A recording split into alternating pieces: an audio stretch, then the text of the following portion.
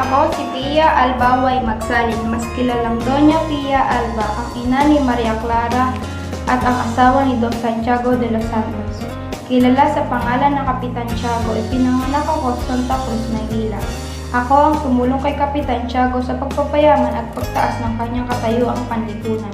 Hindi ako nasiyahan sa hanap buhay ng aking asawa bilang mga lakal na bumibili ng asukal, kape at tinapay upang ibenta.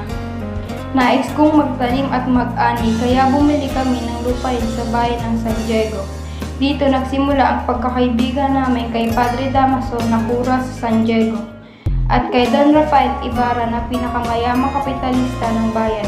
Matagal na hindi kami nagkakaanak hanggang pinayuhan kami ni Padre Damaso na tumango sa Obando at magsayaw sa pista ni San Pascual Bailor.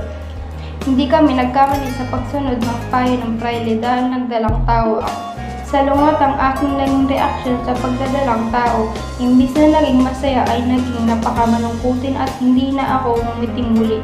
Aking kinasusuklaman ng anak at sinapupunan. Sabi ng lahat, pati ang aking asawa na dala lamang sa sumpong ng paglilihi. Isang lagnat ng kapanganakan ang tumapo sa aking kalungkutan. Nang maisilang ko ang aking sanggol, ako ay nabawian na ng buhay.